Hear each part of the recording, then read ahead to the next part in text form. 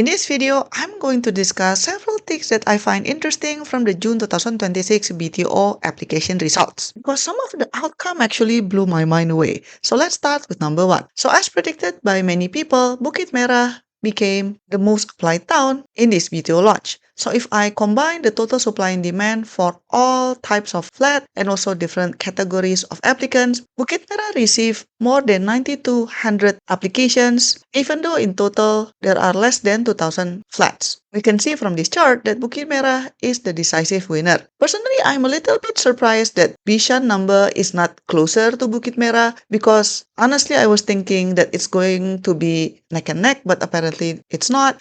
By looking at the strong demands for both Bukit Merah and Bishan, I think this proves that the public nowadays seems to be more accustomed to the new standard plus and prime classification, because even though both berlayar rise and also lakeview cascadia were slapped with heavy restrictions such as 10-year MOP, subsidy clawback, minimum income ceiling for future resale buyer, etc., but people still applied anyway. And then the unexpected dark horse in this June launch is apparently Woodlands. So Woodlands has a relatively high application rate, especially in several categories. For example, the application rate for 4-room flat for first-timer families is 4.1 in Woodlands, and this is higher versus Bishan, which is 3.9, or Bukit Merah with 3.3. And if we look at the 2-room flexi application rate for first-timer singles, Woodlands hits 19.3, whereas Bukit Merah is at 7.8 and Bishan was at 7.9.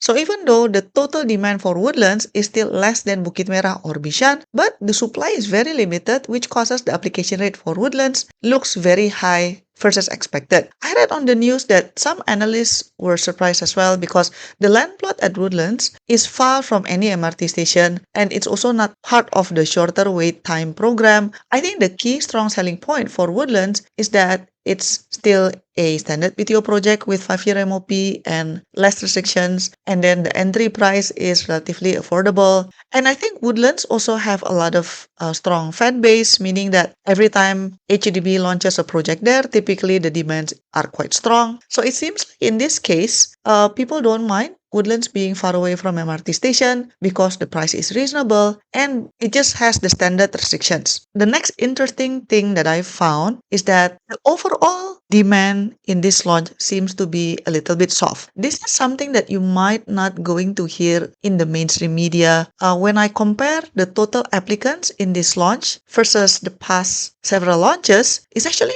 statistically the lowest. I personally find it interesting because these June BTO locations objectively have several good options. But as you can see on this chart, among 5 past launches, this June BTO is actually kind of soft because it's not even crossing 24,000 applicants. So as you can see, for February 2026, if we combine between BTO and SBF applications, it's more than 30,000. October also more than 30,000. July last year is even more than 40,000 applicants. For February 2025, there was like 36,000 applicants. So statistically, something is off in this sales period. I was like, where's everybody? Why is it that not that many people applied? Well, there are several possibilities, and these are all basically my speculation, because I think people still need housing, right? But there are several probabilities. Possibility number one is maybe the demand is softer because financially more people are struggling. As you know, there are a lot of retrenchment news. Living costs also has increased over time. So maybe more people are being careful with big spending such as buying a house, or maybe they just need more time to accumulate money for the down payment, etc. But then another possibility is maybe people are waiting for the next launch because the upcoming October BTO lineup includes some heavy hitters such as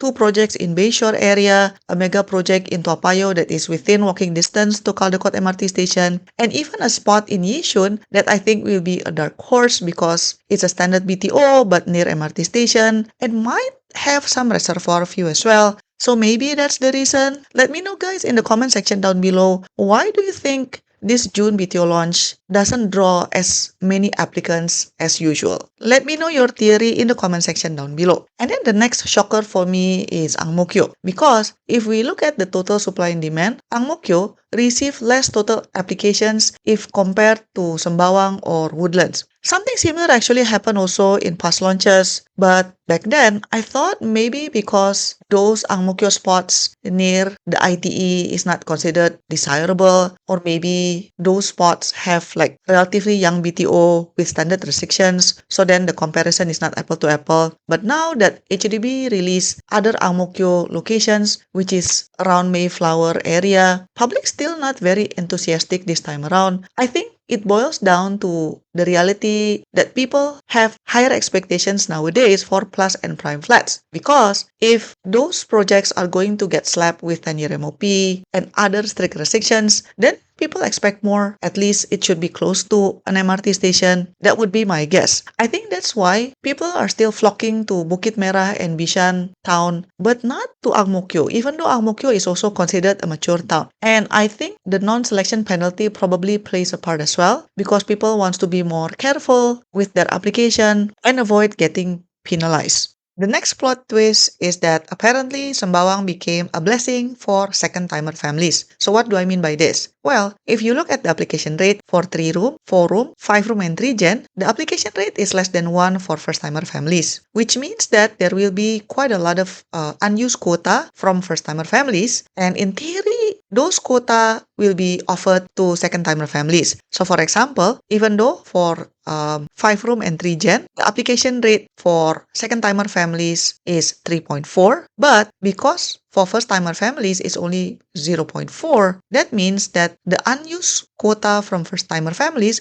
will be offered to those second-timer families. This is obviously great news for second-timer families who apply to Sembawang. So probably that could be your strategy in the future, because actually in the October 2026 BTO launch, HDB is offering another Sembawang project as well, right? So if you are second-timer families and you want to secure bigger flats, whether it's 4-room or 5-room or 3-gen, then why not just apply to Sembawang? Even if it's oversubscribed, it's fine, because there's a high chance there will be some unused quota from first-timer families. Another thing that surprised me in this BTO launch is that apparently shorter waiting time alone is not enough to sway the applicants. So why do I say this? Because there are 3 projects in the shorter wait time program right now. Kebun Baru Ridge, Sembawang Brook, and also Sembawang Portico, right? Well, the application rate for Ang Mo Kio is still decent lah, even though it's not as strong as I thought it would be, but it's still decent. But Sembawang application rate is on the lower side. Some of those Sembawang flats might even go to future SBF process. This is even though both projects at Sembawang are part of the shorter wait time program. I was thinking, why is this so? Because the Sembawang projects are relatively affordable, it will be completed sooner versus other project in the same batch. And then if I step back and look at it from a layman perspective, well, maybe waiting 3 years or 4 years is not that much of a difference in the bigger perspective. Why? Because you still have to either live with your extended family or rent, and psychologically, there just still feels like long. This is different versus SBF. If you look at this chart, SBF typically drew a lot of applicants. In most cases, there are more applicants to SBF versus BTO. Of course, it also has nuance, like it depends on what locations are being offered in the BTO process, etc. But generally, a lot of people apply to SBF. I think this is because with SBF, you really feel that it will be completed soon, or in some cases, the keys are already on hand. Moral of the story is, I really hope that HDB will consider to start building more projects even before the BTO sales application itself. I mean, correct me if I'm wrong, but I think so far, there is no recorded BTO project that got cancelled because of low application rate, right? Right? I mean, they kept rolling out BTO in Sembawang despite of low application rate anyway. So does it really matter at this point? Why not just build and then sell? It might help with the fertility rate as well if people can start their independent life faster. I don't know, that's just my opinion. I can already hear the counter argument is that, well, HDB tried that approach before, but then in the late 90s, an economic downturn led to a massive oversupply of around 31,000 unsold units, leaving empty blocks across various estates. And to fix this, HDB pivoted to the current BTO system, where a project supposed to only moves to the construction phase if a sufficient level of booking interest is met. But then what I'm trying to say is that I do understand that was the situation back then. But what I'm trying to say is that the situation right now is different, right? And I think the government is also trying to keep a balance lah. That's why we have shorter wait program now. I guess what I'm trying to say is that hopefully there will be more and more projects included in the shorter wait program. What do you think? What are the things that surprise you in this BTO launch that maybe I haven't discussed yet? Let me know in the comment section down below. Thank you so much for your support, and I'll see you in my next video. Bye bye. To support my work, you can give a one-time tip by pressing the thanks button, pick the amount that you want, and click buy and send. Or you can also press the join button for exclusive contents and monthly membership. Your support means a lot to keep us independent. Thanks for watching, and I'll see you in my next video. Bye bye.